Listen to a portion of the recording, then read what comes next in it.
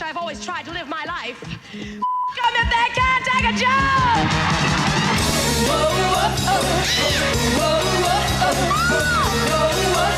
The girl can't help it! She can dance, she can sing, and she can knock them dead. So rich, so cheap, I'm a girl! Every time I walk into the room, that's fine, I look so good. And I'm a hell of a girl, I'm a load of fun. I'm a girl, but you got to get to know me. I sang thousands of songs.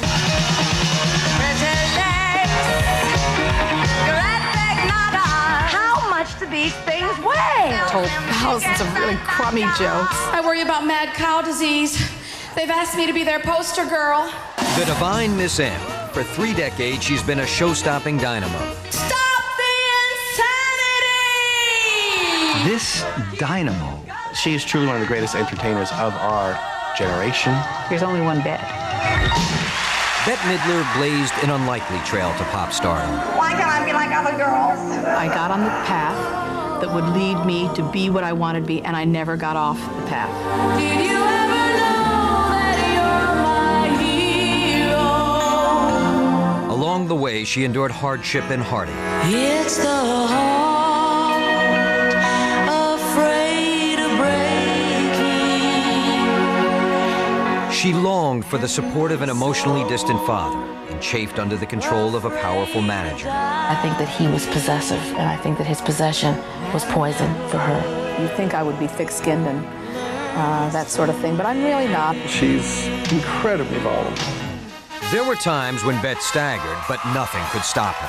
He's the boogie woogie bugle boy company me. Somehow she was able to channel that unhappiness onto the stage. But you got to have friends.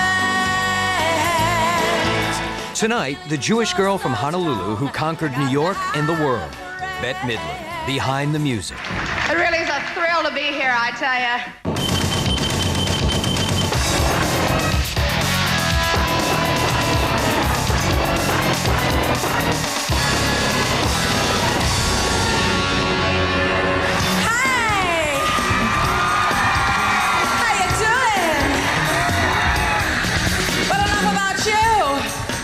Let's talk about me. I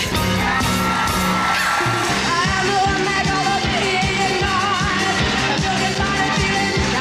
goes She's made 17 albums and 10 movies. She's put on countless stage shows and earned a shelf full of awards. You know the joy it is jumping, my heart is pumping, and this is just the start. Bawdy, ballsy, and brash, Bette Midler is a queen of all media. Balls! Bette Midler has always been both blessed and possessed. Blessed with talent and possessed with an overwhelming drive to succeed. I did have that ambition that really practically ate me up alive. You know, that teeth-gnashing thing to get ahead and to, you know, to be all those things that I had dreamed of being. Say goodbye to Hollywood. Say goodbye, my baby. Her dream led her to New York, another stage-struck girl who came to find the footlights, fortune, and fame. What she found was a chance to showcase her unique talents in a most unusual venue. When I stuck my head out of the dressing room, there were all these naked guys with towels around their waists. 23-year-old Bette had landed at the Continental Baths, a Turkish-style bathhouse located in the basement of a Manhattan hotel. Come on, boys, pinch each other. A bathhouse catering exclusively to gay men. Why can't I be like other girls? It really was a bathhouse. That was the first surprise. So there's like guys walking around with towels around their waists. They were the most fabulous audience I'd ever met. I mean, they were on something. They were just like hyped up. They were so excitable. Every night was New Year's Eve.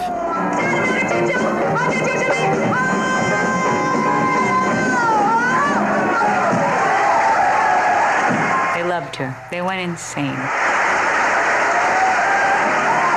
And she felt it, and she played with the audience and played with them and, you know, all of us. There is no doubt, in my mind at least, that you all know these songs. However, I must beg you, do not sing along.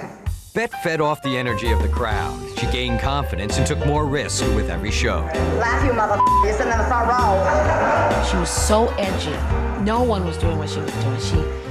Here were the boundaries, but then she went beyond that. I mean, it was all like a big, vast experiment for this creature that I was creating. All he gives me a feeling that sets my heart a reeling, yet it's easier said than done. That bold, flamboyant creature became her alter ego, the Divine Miss M. Accompanying Bet was a young piano player named Barry Manilow. Barry was open to Bet's every outrageous idea. I trusted her instincts so much. They were so unique, they were so her own, that when you see something like that, you just have to trust that she's going to land on her feet, and she always landed on her feet.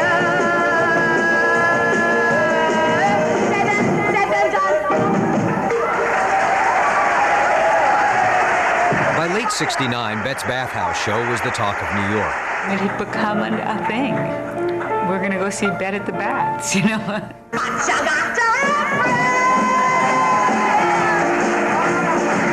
Bet's act was a constantly changing work in progress, with one exception. She always opened and closed her show with the same song, a ballad called Friends. It felt great to open with, and then it felt great to come back to at the end, because the song is such a sensational song.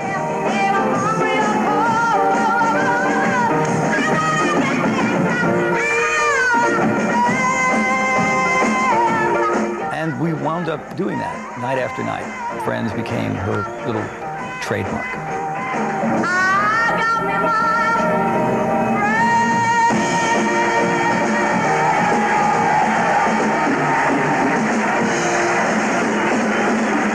Bet became such a sensation that by the spring of 1970, she was ready to break out of the baths. She took her offbeat act on the road and into the mainstream. You're singing, you're touching audiences, you're reaching them whether they're dressed or undressed. To me, it was all the same. For months, Bet bowled over audiences in clubs and cabarets across the country. Talk to me, girl. And in June of 1970, 25-year-old Bet got her big break, an audience with the king of late night, Johnny Carson. Oh, pardon my boy. Is that the Chattanooga choo-choo? Track 29. You can give me a shine. Bet stole the show and the heart of the host. Chattanooga choo-choo. Oh, Chattanooga choo-choo. Chattanooga choo-choo. Oh,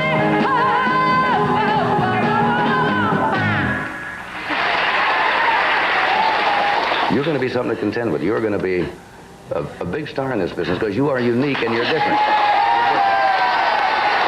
The Tonight Show appearance gave Bet her first national exposure. And when she played a well-known Manhattan supper club, her fans gave her a hero's welcome. When we got back to the upstairs and downstairs, it was pandemonium. You couldn't get near the place, and it kept getting bigger and bigger and bigger. The president of Atlantic Records, Ahmet Ertegun, caught Bet's act just as the madness reached a fever pitch. People were stomping their feet, they were jumping on the tables. I'd never seen a crowd react like that. I'll never forget it, because the audience was so out of their mind at that show that they carried her on their shoulders around the room. And that's how she left. Have you ever heard of anything like this? It was quite an evening. And he said, well, I've got to have this act. And I said, well, listen, it was a great show, and if you come to the office tomorrow, we will sign the contract. Bet started working on her first album in late '72. Divine Miss M was a collection of the best numbers from her Bathhouse act.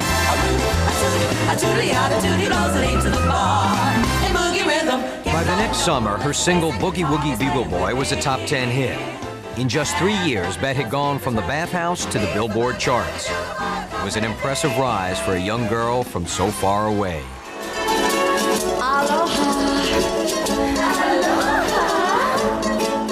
It's no coincidence that Bet's stage shows almost always include a taste of the tropics.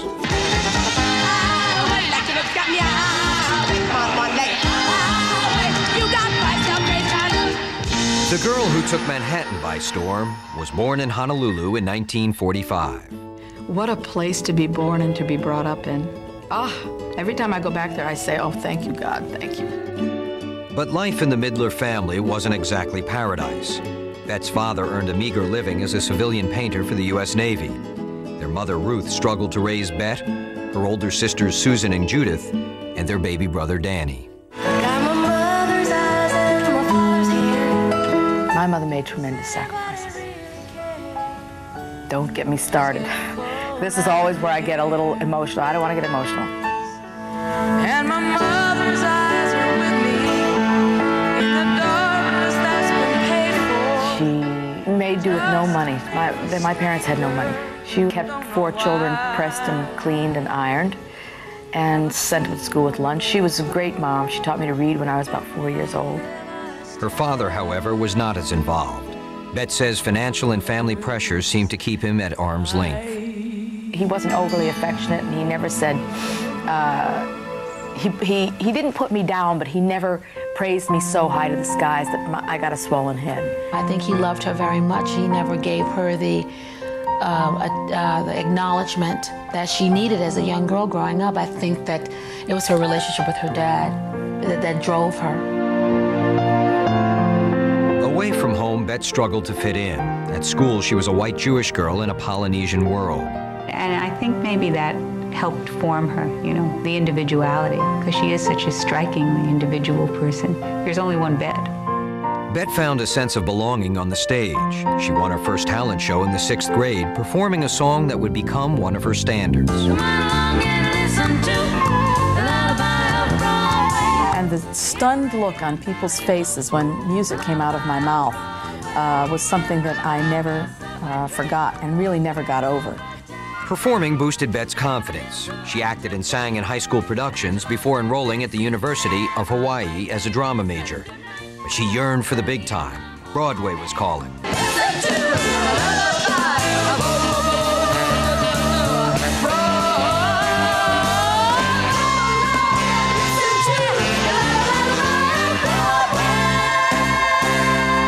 She dropped out of college in her sophomore year, and at the age of 20, Bet left Hawaii and moved to the island of Manhattan. I was home. It was as if I was home. She moved into a cheap hotel near Times Square and got her first job on a New York stage as a go-go dancer.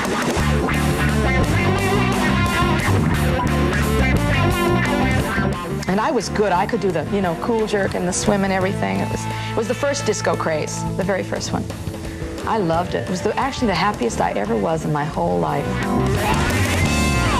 The innocent island girl was slowly reinventing herself. Back home in Hawaii, Bet's father was not happy to learn how his daughter was changing. He was a very conservative gentleman from New Jersey, and very strictly brought up. I mean, it's hard when you have your daughter who's very buxom and beautiful, and she's, she's wearing a dress with deep cleavage. You don't know me. Ironically, Bet's big break came in a role that kept her covered from head to toe.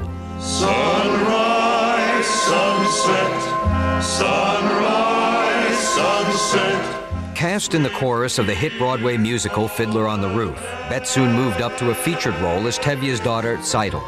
I was so happy to get that job. It was the biggest thrill of my life. It was a beautiful, beautiful production.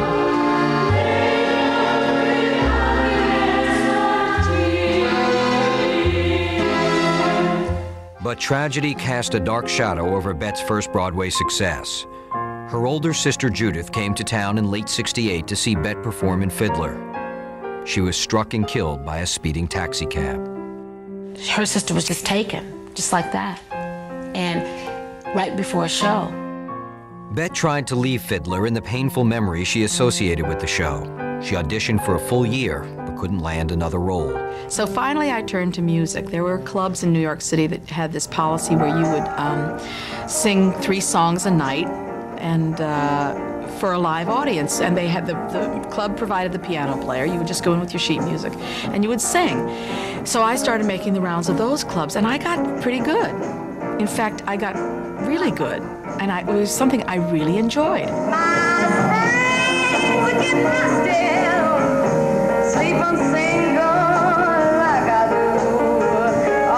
The club club gigs led to her celebrated stint at the Continental Baths in 1969. And during the next few years, Bet's success extended to the concert stage, television, and the recording studio. By the summer of '73, she had a top 10 single, and The Divine Miss M hit number 9 on the album charts. You guys want a lot for $10, don't ya?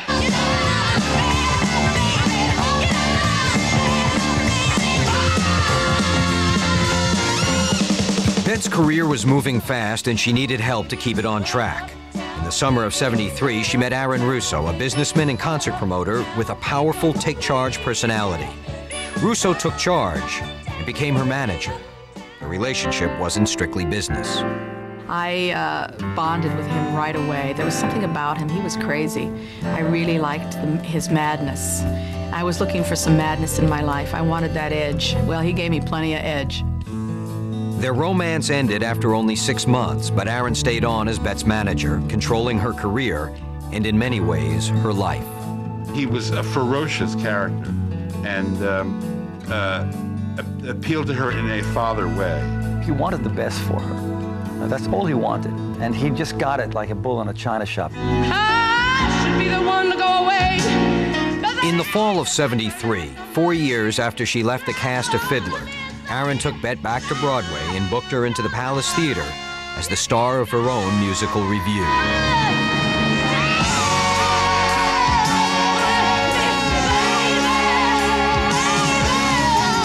Bet sold out 3 weeks running at the Palace and set a Broadway box office record. That same year, Bet made the cover of Newsweek and Rolling Stone magazines. Rolling Stone founder Jan Wenner was a Midler fan from the start. You know, you don't want to go see a show and see, 6 stone musicians up there kind of doing nothing or slouching around.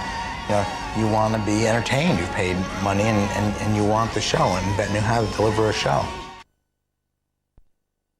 The winner is Bette Midler. Bet's first album, The Divine Miss M, earned her a Grammy in the spring of '74 as the Best New Artist of the Year. My dear, isn't that a hoot? Me and Miss Karen, what a hoot. But 1974 had started on a bad note for Bet. Her second album, the self-titled Bette Midler, was savaged by the respected rock critic John Landau in a scathing review in Rolling Stone magazine. The headline was "A Big Miss from the Big M." He wrote vicious things about me. She was devastated because she thought she was on the right track with this record. It hurt. It really caused me a lot of anguish. And I'm a sensitive person. I mean, you'd think I would be thick-skinned and that sort of thing, but I'm really not. I have feelings, and they were hurt. Bet had been working nonstop for 7 years, with 5 years of almost uninterrupted success. And even though her second album went to number 6 on the charts, her confidence was shaken. Bet, for all her bravura and intelligence and her abilities and skills, was also very insecure at that time, and not sure what she had in talent, not sure she was any good. That's why I said I really have to get away from this. She fell into a deep depression, bought a one-way ticket to Paris, and dropped out of sight. I didn't really understand what was going on, and I didn't know anything about the sophomore jinx, and I didn't know anything about anything. And I needed a rest. Bette Midler returned to the U.S. in 1975 after spending much of the past year in France recovering from a devastating review of her second album. She was ready to perform again, but for the first time since they played together in her bathhouse days, she would be working without her longtime musical director. I remember all my life raining down as cold as ice. I recorded Mandy, and by the time Bet came back from that vacation, it was time to go. During Bette's year in France, Barry Manilow had launched his solo career. Soon he would reach stardom on his own. I didn't want to go because I loved her so. And I believed in her talent so much, and I knew how much she had relied on me. But I had to go. And I was really mad he left. And I could say that now. Before, I used to say, well, yes, he left me, but I'm surviving. But I was livid. Because I really did count on him.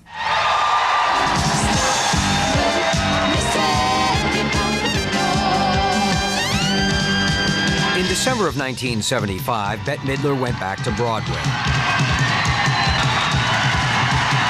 Her new musical revue, Clams on the Half Shell, was an elaborate spectacle, masterminded by her manager, Aaron Russo. Clams was a hit, but Bet wasn't entirely at ease starring in such a lavish production. This is Aaron's idea. Let's do a great big Broadway show. Well, I didn't know what a great big Broadway show meant. And what it meant was a huge orchestra, which I had never worked with before, a huge chorus, new costumes, and all this stuff swirling around me. And I was agog. I didn't have any idea. I was more used to having things evolve. This was instant. This had to be instant, and I was never comfortable with it. Bet responded by taking command on stage. Always a perfectionist, she pushed her cast members harder than ever. Choreographer Tony Basil had staged Bet's dance numbers for 25 years. Closing night, she had me put in a song that she had thrown out early in the tour, closing night. And there was no room to rehearse. We rehearsed in the bathroom. She drove others hard, but she drove herself hardest. I used to be ill. I used to be like over the toilet bowl, just like sort of spilling my guts. But I don't do that anymore. You know, you go out there to give birth and get a little nervous. Bet's relationship with Aaron Russo didn't help to settle her nerves. Friends worried about Aaron's growing influence. He was very pessimistic. He tore her down. I didn't like that. It created a very negative vibe in the band. I mean, he was someone that we all hated at one point or another. I had bleached my hair. Someone had fried my hair, and my hair really did look quite terrible. But he said, what a terrible show it was and how I looked like an albino. And I was puking in the toilet bowl from nerves as he was telling me all this. When her Clam show closed after 8 months, Bet took a break from performing and from Aaron. She recorded her third album, Songs for the New Depression, in the summer of '76.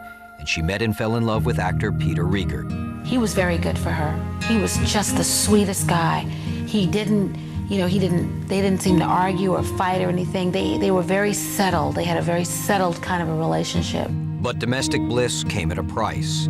Having Peter in her life disrupted the delicate balance between Bet and her manager. I believe he loved her.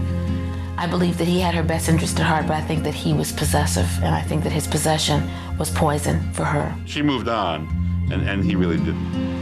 Riegert had Bet's heart, but Aaron still controlled her career. And his next goal was to make Bet a movie star.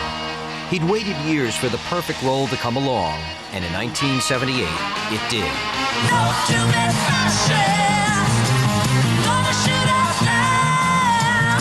Bet starred in The Rose, the emotional story of a talented but self-destructive Janis Joplin-like rock star.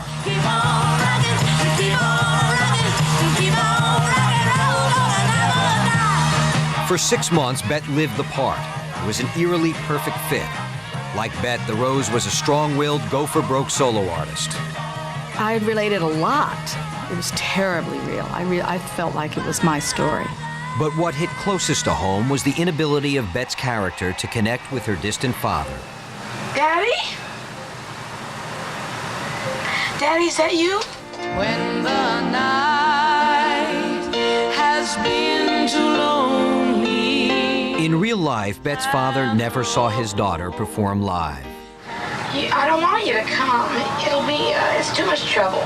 And you think that love is only. You may have heard her music on the radio or something like that.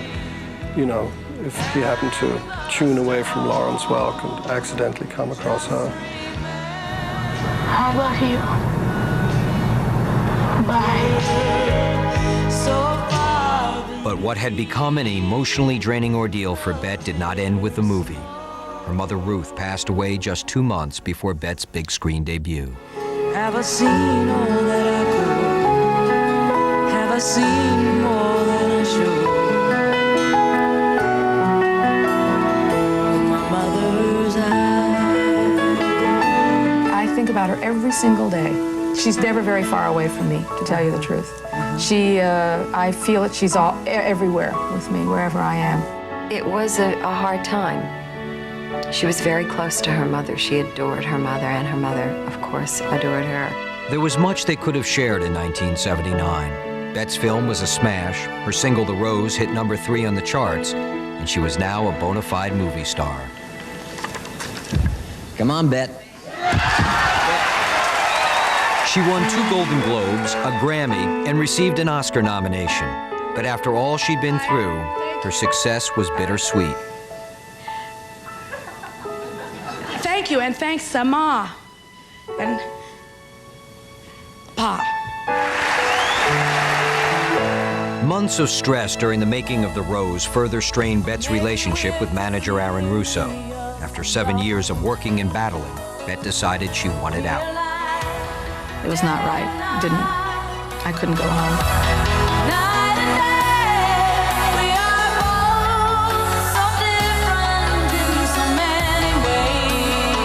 Bette fired Aaron in late '79. She had also lost the other man in her life.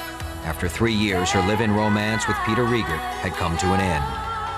Her career was happening, and it was tough for him, and he really felt that he had a better shot being in New York as a stage actor, and he was right. And, what could he do? She was very busy being this industry. And so I think that kind of reluctantly they parted.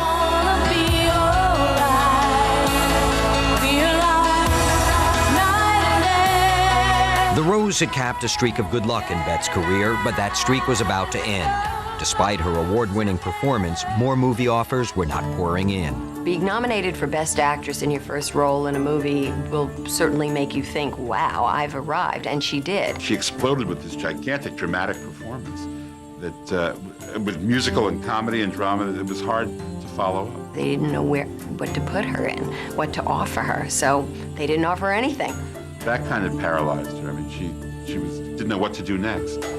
It was 2 years before Bette would finally get another movie offer. I'm real embarrassed, too. The film's title, Jinxed, said it all. It was awful. It was traumatic. It was quite traumatic. Bette was constantly at odds with her co-star, Ken Wall. It just got to be ugly, but she just wanted people to work hard. News of their on-set disputes were leaked to the press. Bette was depicted as a difficult and demanding prima donna. You know, I fought back, I gave it my all. But then they started calling me names. And ladies, you know what name they called me. It starts with C and it ends with T and it's and that's hard to take. Critics panned Jinxed, and the public ignored it. It was Bette's biggest public humiliation since Rolling Stone panned her second album. And she took it hard. Talk about face down in the dip. I was face down in the dip for about 3 months. It was awful. You know, sometimes you need to fall apart a little bit before you can come back stronger. Bette is a survivor, you know, one of the ultimate survivors, and, you know, nothing was going to ever dampen that light, but momentarily she certainly dimmed. Oh, my honey, my ass is pooped.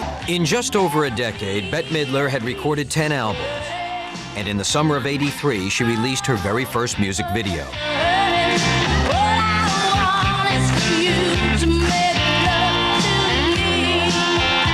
Bette's duet with Mick Jagger on Beast of Burden was the highlight of her album, No Frills.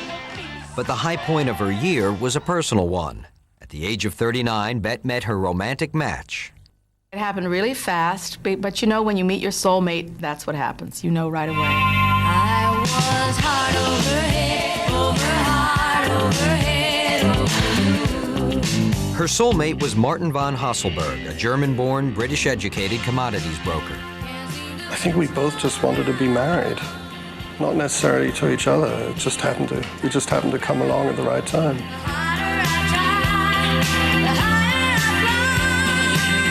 Martin and Bette dated just 6 weeks before walking down the aisle in a Las Vegas chapel, where an Elvis impersonator presided over their wedding vows. We were married without really knowing each other, and in a way we still kind of look at each other some of the time wondering, who is that? But Bette didn't find out exactly who Martin was until after their wedding, when she got her first look at her new husband's alter ego.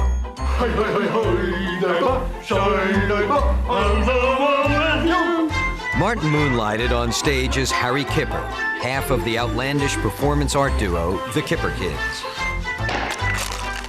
And he was a crazy, crazy, crazy guy. He's a chocolate pudding guy. He used to smear chocolate pudding on himself and run around in a jockstrap and a tutu and gumboots.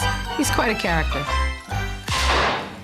Martin may have acted crazy on stage, but as an advisor to his wife, he showed sound judgment.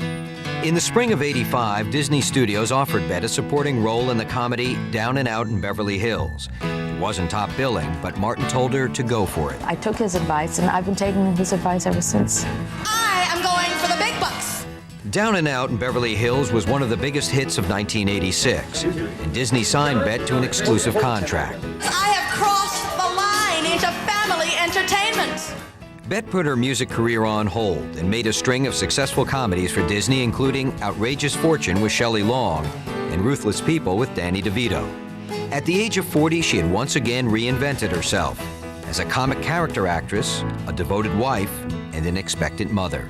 I've always wanted a family, but I never felt that I had the time for it. And I made a very conscious decision when I married my husband because I wanted to have children. But the joyful news of her pregnancy was soon followed by sadness when Bette learned her father Fred was dying. Despite their unhappy history, Bette flew back and forth from a movie set in Los Angeles to be at her father's side in Hawaii. I think it wasn't until the very, very end that he showed any sign of appreciation of what Bette had done with herself, of who she had become. In his final months, Fred Midler and his daughter came together in a spirit of reconciliation. We settled a lot of old differences at that point because we realized it's ridiculous to carry those things further when you know, someone that you love so much is, you know, you don't know how long you're going to have them around. You should, you know, cherish them while you have them. Bette's father died in September of 1986. 2 months later, Bette gave birth to her baby daughter, Sophie Frederica Aloalani von Hasselberg. How I want to deserve you. I'm just completely madly in love with my daughter. I'm fascinated by her. She's better than anything I've ever seen anywhere on a stage. I think Sophie's going to be quite formidable herself when she grows up. She has sort of really strong wisdom about her. She has had that since she came out of the womb and kind of looked at us like, who are you? I mean, I just remember when Sophie was really very young, you know, if Bette would feel down or all we'd have to do was hold up that baby and she would just light up. That family has been absolutely great for her.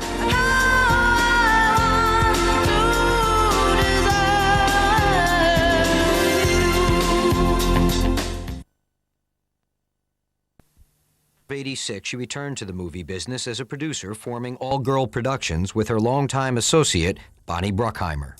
Well, we called it All Girl because it was kind of tongue-in-cheek. Women did not want to be called girls. You have to call us women. So we just wanted to be all girls.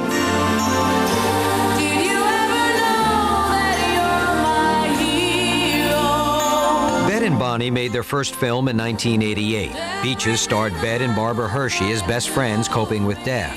Critics called the film melodramatic and sentimental, but audiences loved it.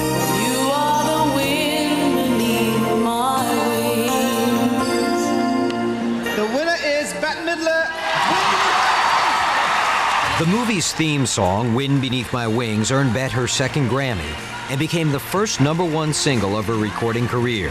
The soundtrack album went to #2. This record was I've been singing since 1972, that's almost 20 years, and this record is my first #1. So I had to wait 17 years for it, but it feels just great. Bette topped the charts again in 1990.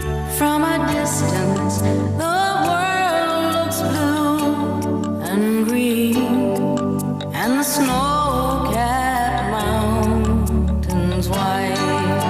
Her single, From a Distance, reached #2, and her album, Some People's Lives, became Bette's hottest-selling non-soundtrack album in 17 years. God is watching us.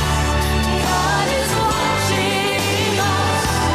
God is watching us from a distance.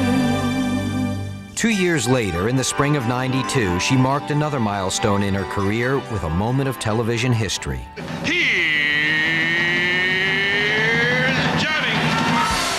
After 30 legendary seasons, Johnny Carson was stepping down as host of The Tonight Show, and Johnny wanted Bette to be his final guest. I still can't get over it.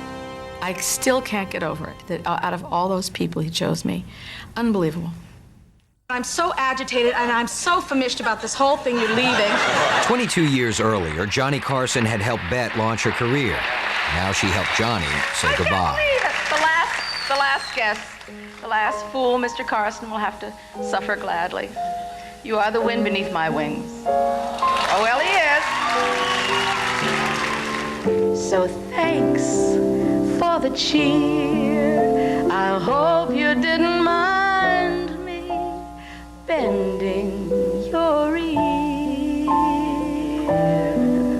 Make it one for my baby and one more. God bless them. They really came forward with this great idea of that camera shot, watching Johnny Carson in an angle that you'd never seen. You couldn't breathe. You just couldn't breathe. And in all the weeks of emotional farewell shows, it was the one time that Johnny Carson was moved to tears. It was wonderfully moving, and what you don't see on the show is that she finished the number and went and gave him this big lei that we had brought, and then went off because she burst into tears, which she didn't want to be seen doing.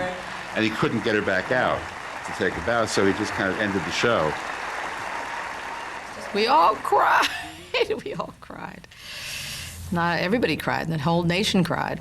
It was the end of an era. He really was something special. Boys and girls, I have done it all. I've been compromised, Walt Disneyized. Bette Midler returned to the stage after more than a decade in 1993 with a dazzling review called Experience the Divine.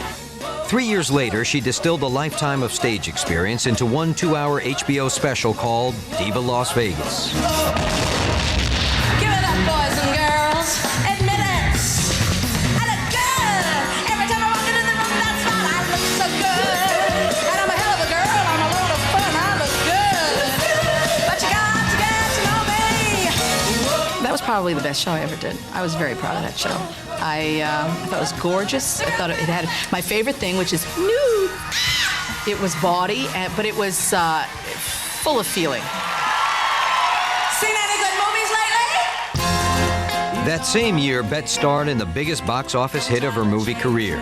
The First Wives Club gave divorced women around the country a voice and a laugh.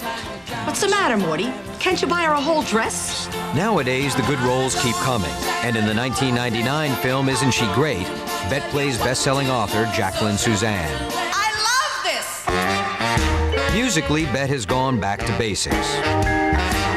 My baby jumped up this morning. Her 17th album, Bathhouse Betty, is a return to the heady days when the divine Miss M was born. When you make a character like that, you really have to love it. Lots of times I would say, oh, I'm so fed up with this. I don't want to do this anymore. And then I would always come back to it because it was the first thing that I really created. Art is the tree and I am just a fruit. After years of musical experiments, Bette has reconnected with her own signature style. All the times you closed your eyes. This record, more than any in the last 15 years, really covers a lot of ground musically. And I guess, those die-hard people, they want what they want. And I'm happy to give it to them because I like all sorts of music too.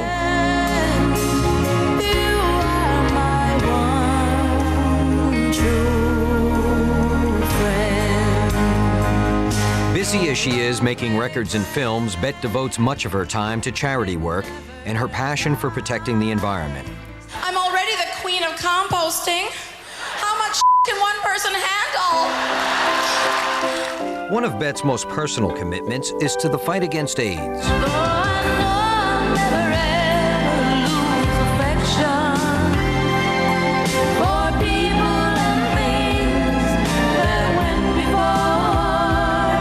Since the epidemic first broke out in the late 70s, she has been a tireless leader in the effort to raise money and awareness. I never thought at such a relatively young age that I would be on such intimate terms with death. Bette started out in the Village in the 70s, and those were the first guys to go. So she started losing people in the first wave, you know, and never stopped. In my life, I love them all. Bet honored her lost friends when she received a Lifetime Achievement Award from AIDS Project Los Angeles. That night, she sang the song that had once been the lighthearted trademark of her bathhouse days. Listen to this one. I had some friends, but they're gone. Something came and took them away. And from the dusk till the dawn,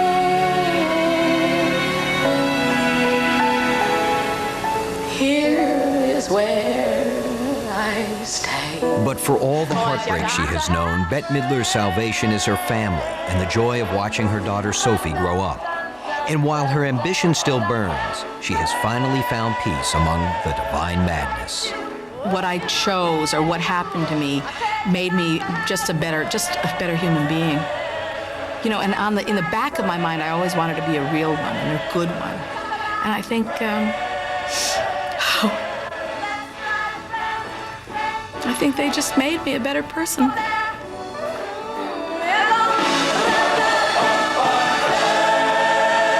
Standing at the end of the road, boys, waiting for my new friends to come. I know they're not laying on the loose side in honor of the Scud missile that I call my career. 'Cause you got to have friends. At this point, I would like to thank Rolling Stone for making sure that my career did not peak too early.